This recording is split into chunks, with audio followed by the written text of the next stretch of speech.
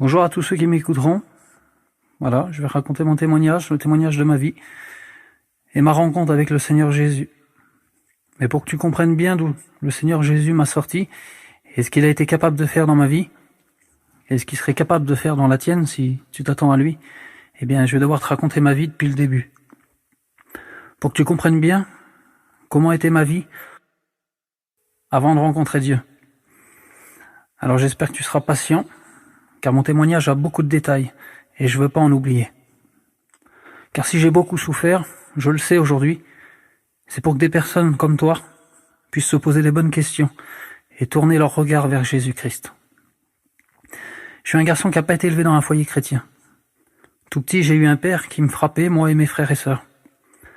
J'ai 2 sœurs, dont une qui a presque 30 ans aujourd'hui, mais dans sa tête, c'est un petit bébé. Elle n'a pas grandi. Et j'ai un frère issu du même mariage, donc de mes 2 parents. En tout, on est 4 du même mariage. J'ai mon père, c'était un homme violent. Il avait la main lourde avec nous. Tout petit, mon père, il utilisait des martinets pour nous frapper. Les mêmes martinets qu'on prend pour frapper les chiens. Et quand les lanières du martinet, il nous faisait pas assez mal, il tournait le martinet puis il nous frappait avec le manche. Un jour, il a acheté une cassette vidéo sur ma grande sœur. Elle devait avoir 10 ans à l'époque environ. On a dû aller à l'hôpital pour elle et on lui a, mon père lui avait ouvert les lèvres et on m'a demandé à moi, de dire que c'était moi qui avais fait ça. Parce que mon père, il assumait pas ce qu'il avait fait. Mon père, il nous tapait tellement qu'on se cachait derrière les meubles, par la peur de lui. On prenait tellement de coups et d'injures que j'ai jamais réussi à trouver un bon moment, un bon souvenir dans mon enfance avec lui. Un jour, je lui ai parlé avec mon petit cœur d'enfant là, puis j'y ai dit que j'en avais marre de prendre des coups et que je l'aimais pas. Et sa réponse a été de me taper dessus. Son travail, c'était de chourave.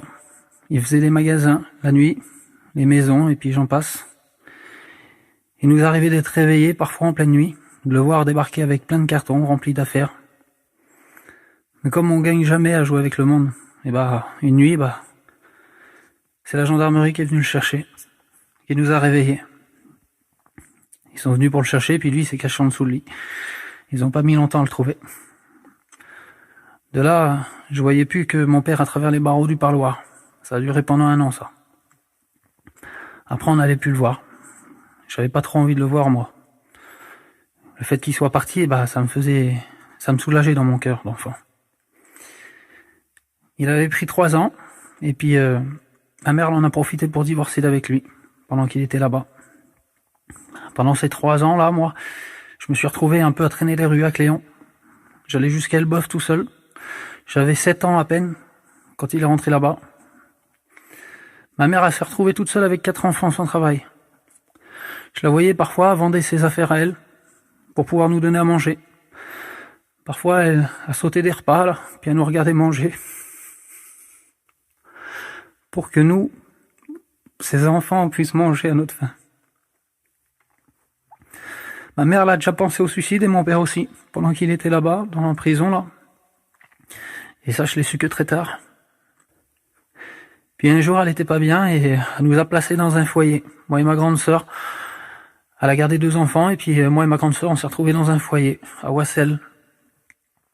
Mon cœur, il était déchiré par la tristesse. Je me suis vu abandonné par ma mère. C'est comme ça que je l'ai vécu. J'avais l'habitude d'être dehors et de me retrouver enfermé et puis d'être avec des gens que je connaissais pas. J'ai pleuré à sanglots.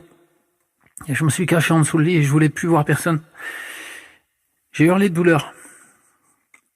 Quand j'ai vu ma mère s'en aller, là, j'étais vraiment en miettes. Avec ma mère, j'étais très proche. J'arrivais même pas à la laisser pour aller dormir chez un copain. Il fallait que je sois près de ma mère. Ensuite, elle est partie chercher un logement sur Marseille. Elle est partie vers sa sœur et puis ça a mis du temps. Pendant ce temps-là, on était au foyer. Un jour, elle est rentrée et elle est venue nous chercher parce qu'elle avait trouvé un logement là-bas, vers Marseille. Et c'est comme ça qu'on s'est retrouvés dans un autre foyer, mais à Marseille. Et là, c'était encore pire. Les jeunes, c'était pas des gentils là-bas. Il y avait 2 grands dans le foyer et je peux même pas vous dire toutes les misères qu'ils faisaient. On est resté là-bas, puis un jour, on est rentré à Cléon, dans l'appartement qu'on avait laissé, avec tous nos affaires dedans. Et le temps qu'on était parti, l'appartement, il s'avait fait ouvert. Et puis on avait été cambriolés, ils avaient tout pris. On se retrouvait avec plus rien. Et là, mon père, il est sorti de prison. Il a tout fait pour nous récupérer. Mais ça sonnait plus comme une vengeance envers ma mère, parce que il avait pas d'amour envers nous. Il y a eu 2 enfants sur les 4 qui ont été avec mon père dans le Nord-Pas-de-Calais là-bas. Et c'est encore tombé sur moi et ma grande sœur. Et les éducateurs lui donnaient raison à mon père parce que il paraissait gentil de façade. Il s'était remarié, il a eu 2 enfants, un frère et une sœur que j'aime parce que c'est pas de leur faute tout ce qui nous est arrivé. Et le matin avec ma grande sœur à moi là, on avait le droit à un bol de chocolat avec du pain de la veille, sans rien. De temps en temps, on avait le droit quand on avait un peu de chance, on avait le droit à un peu de confiture, un peu de beurre, mais c'était rare. Pendant que mes autres frères et sœurs, eux, ils avaient des gâteaux. Ils avaient tout ce qu'ils voulaient, tout ce que leur cœur désirait, ils l'avaient. Mon père, il nous avait mis loin dans le terrain, dans une vieille camping avec ma grande sœur, qu'il avait récupérée. Il nous avait mis avec une sonnette dans le camping, et il avait le déclencheur sur lui. Et quand il avait besoin, il nous sonnait. Et on avait intérêt de courir. Parfois, il nous sonnait juste pour retourner ses souliers à lui devant le camping, parce qu'ils étaient pas dans le bon sens. On passait l'hiver sans chauffage. On avait des petites couettes en coton.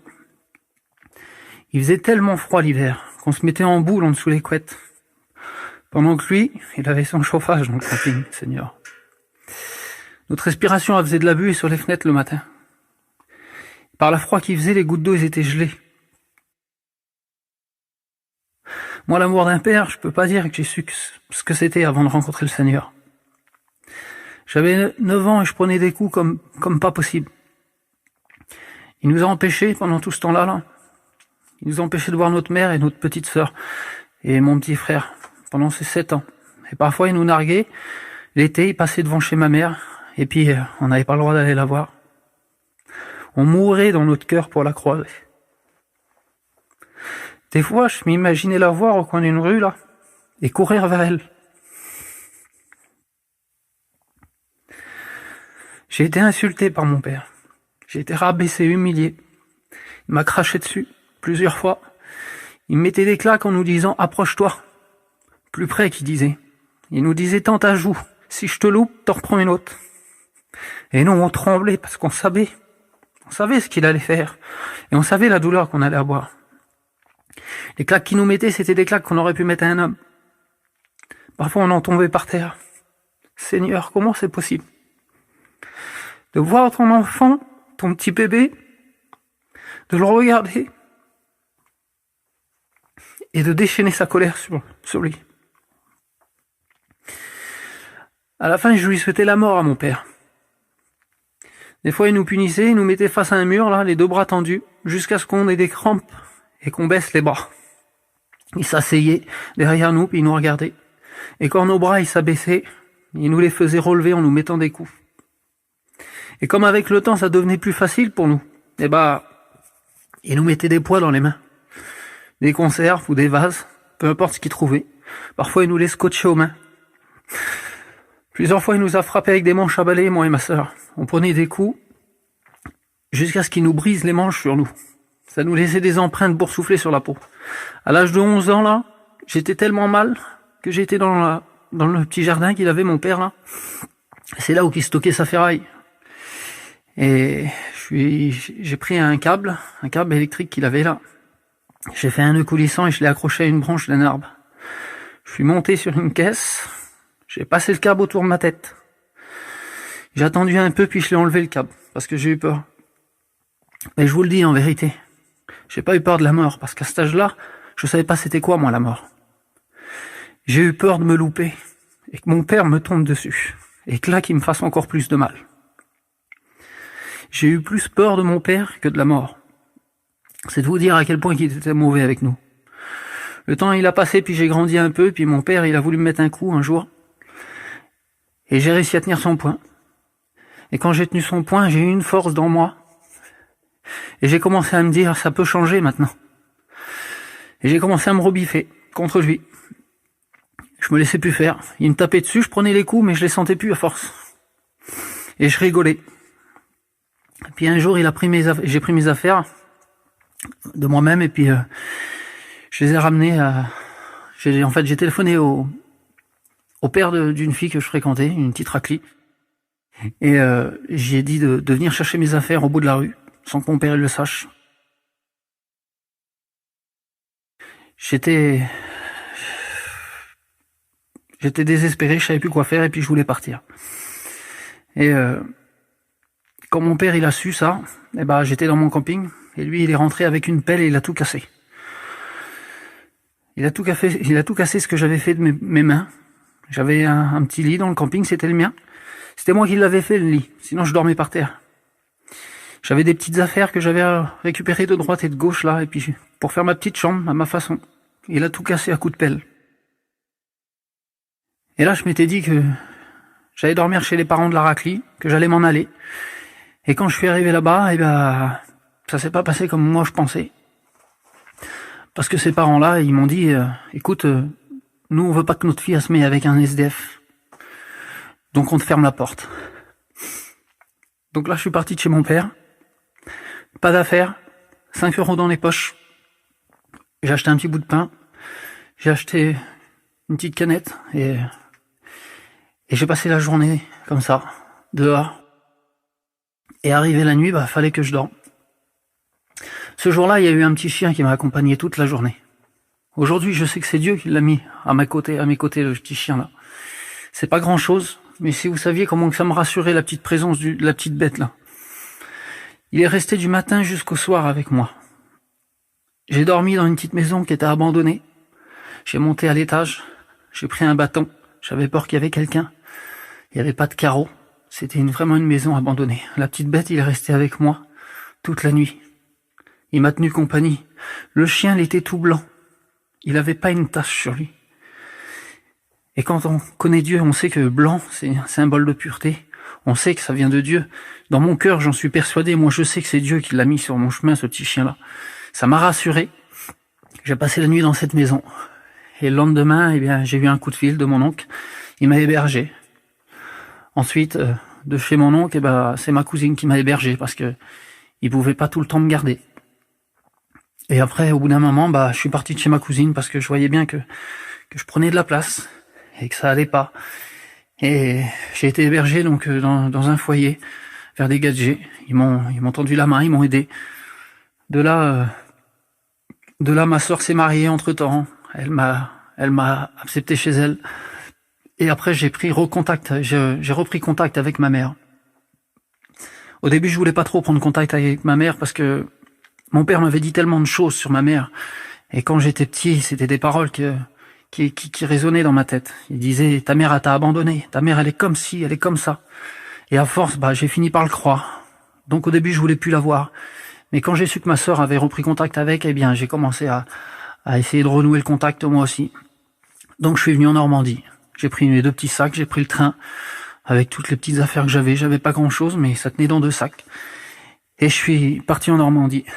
De là, j'ai rencontré ma femme. Je me suis marié, j'ai eu 2 enfants.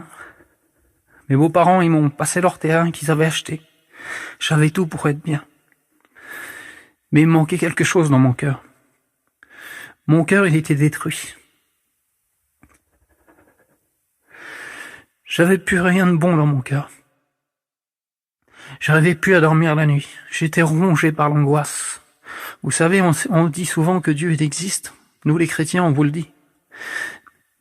Mais le diable aussi, il existe. Et ce vilain-là, il venait dans mes nuits, il me réveillait, et il me faisait penser à toutes ces choses qui m'ont fait souffrir tout au long de ma vie. C'était que des mauvaises pensées. J'essayais de les chasser, mais j'y arrivais pas. J'avais pas Dieu avec moi. Et je dormais plus des nuits, je prenais des cachets. Je me réveillais avec des sueurs froides. Avec elle, ça allait pas dans mon foyer. Je cassais toutes mes affaires. J'avais des crises de nerfs parce que quand on dort pas la nuit et qu'on se réveille, il suffit d'un mot. Quand on est mal luné pour s'énerver. Je me réfugiais dans l'alcool. Je rentrais dans les soirées. Je regardais tout le monde et puis c'était devenu un plaisir pour moi de boire. Et je me disais, dans ma tête, intérieurement, je me disais, et dire que je vais tous les coucher. Et le lendemain, c'était comme un jeu. Le lendemain, il y en avait qu'un, c'était moi. Mais j'étais détruit en vrai. Je me réfugiais dans l'alcool pour avoir un moment de paix. J'ai essayé l'alcool, j'ai essayé la drogue. Et j'avais ce petit instant de paix où j'oubliais tout. Ma tête, elle était vide, mon cœur aussi. J'étais un zombie. Mais vous savez, dans le monde, on peut noyer ses soucis, mais ils reviennent tout le temps. Ça dure qu'un temps. Et à la fin, j'étais tellement en bas de l'échelle que je voulais me tuer. Je voulais en finir. Je disais à ma femme, je vais me tuer, ça va aller comme ça. C'est comme ça que ça va se terminer, de toute façon. Je sortais la nuit, je regardais les étoiles et je disais, comment que j'ai fait? Comment que j'ai fait pour faire venir mes 2 enfants dans ce monde-là alors que moi, j'ai pas de place? Et un jour, le Seigneur, il s'est fait connaître à la famille de ma femme. Il y a ses tantes à elle qui ont rencontré le Seigneur. Et un jour, elle a croisé ses tantes et ses tantes lui ont parlé de Dieu. Et au début, moi, je les ai combattues, ces femmes-là. Et j'ai combattu les chrétiens. Il y avait donné une Bible, j'ai pris la Bible, j'ai dit que j'allais la brûler. Je l'ai pas brûlée, je l'ai mis de côté, et j'ai voulu la lire. Mais j'ai voulu la lire pas dans un bon sentiment. Quand j'ai voulu la lire, c'était pour contredire les chrétiens.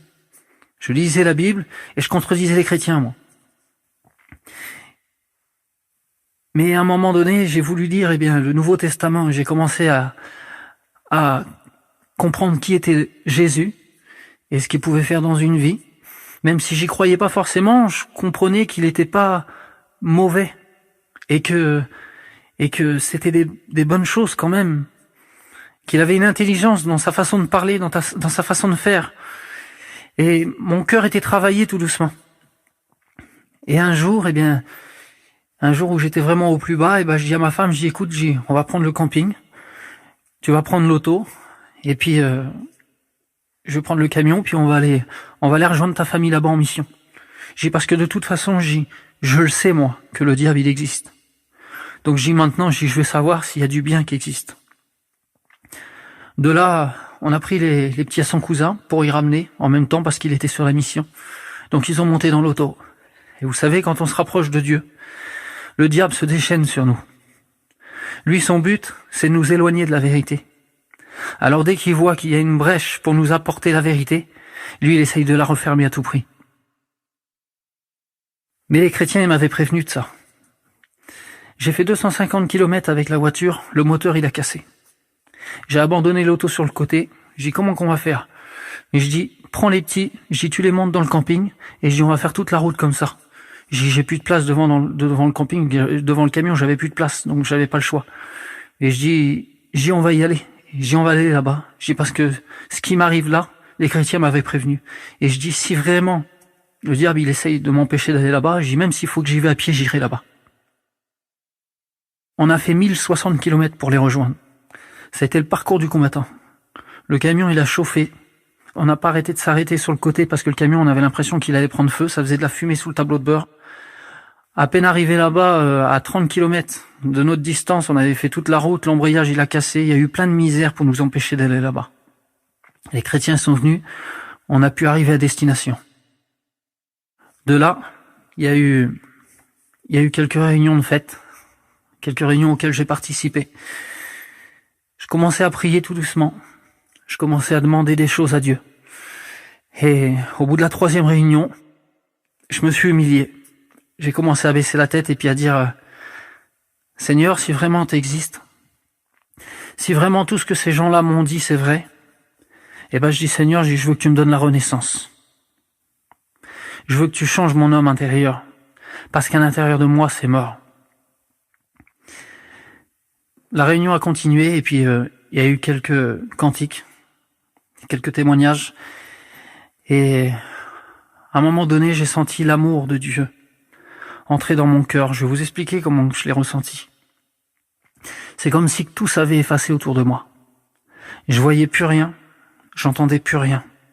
Je sentais un amour rentrer dans mon cœur. Un amour que de toute ma vie, j'ai pas ressenti ça.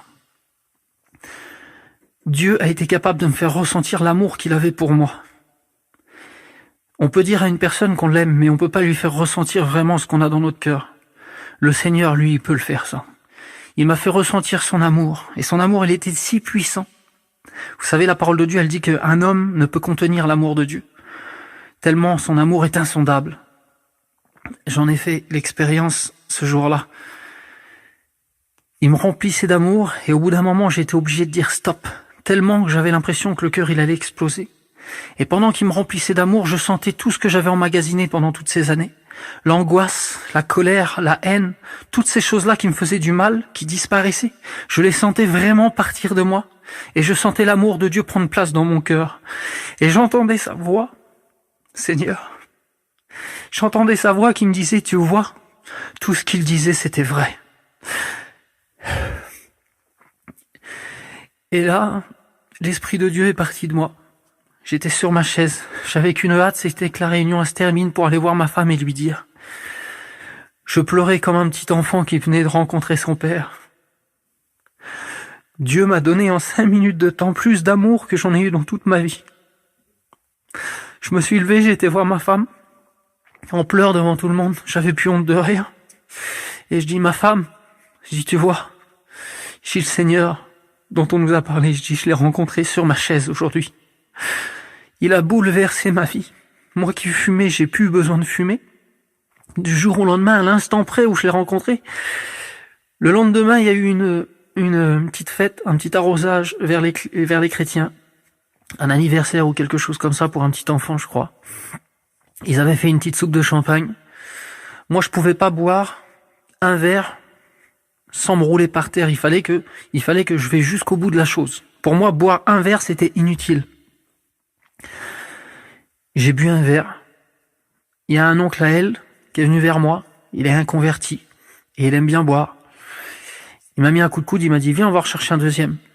Je l'ai regardé, j'ai tourné ma tête vers lui, puis j'ai regardé mon verre. Et je l'ai re-regardé. Et je dis non. J'en ai plus besoin. J'ai pris mon verre, je l'ai vidé. Le Seigneur, il m'a mis une paix dans mon cœur qui a effacé toutes mes tristesses, toutes ces choses que j'avais avant là. Si vous voulez, il m'a donné quelque chose que j'ai plus besoin d'aller vers l'alcool ou d'aller vers la cigarette ou d'aller vers les drogues ou quoi que ce soit. Le Seigneur dit dans sa parole qu'il nous donne sa paix, mais il la donne pas comme le monde nous la donne. Dans le monde, j'avais besoin de boire, ça durait quelques instants, j'avais la paix quelques instants et le lendemain, c'était les angoisses qui venaient sur moi. Le Seigneur, il donne sa paix. On est heureux pour un oui, pour un non. Aujourd'hui, le bonheur pour moi là, c'est tout simple. Une petite table, ma femme, mes enfants, je suis heureux. Je sors dehors, je regarde un arbre là, le vent qui souffle dans ses feuilles, et je suis heureux. Je me contente de rien, et je suis heureux. Voilà ce qu'il peut faire le Seigneur dans un cœur. Après, j'ai reparlé à mon père. J'ai pardonné à mon père, parce que Dieu met tellement d'amour dans un cœur qu'on peut pardonner à tout le monde. Mon père, il est venu aux réunions. Il a encore un peu le cœur dur, mais je sais qu'un jour Dieu va faire son œuvre en lui. À toi qui écoutes mon témoignage, que le Seigneur puisse intervenir dans ta vie, que tu puisses lui ouvrir ton cœur, faire quelques petites expériences, c'est pas grand chose. Demandez, vous recevrez, dit la parole de Dieu. Demande-lui d'intervenir dans ta vie. Et ne crois pas que c'est la fin. Parce que bien souvent, quand on a des tonnes de problèmes qui nous tombent dessus, on se dit, je pourrais plus sortir de cette misère. C'est trop pour moi. Je vais en finir. Mais tu sais, le Seigneur, il peut rebâtir sur les ruines. Et c'est ce qu'il a fait dans ma vie. Et moi, je suis pas mieux que toi. Alors je sais qu'il peut le faire aussi dans ta vie. Qu'il peut œuvrer dans ta vie et la changer. Voilà, que Dieu te bénisse. J'espère que mon témoignage t'aura béni. Amen.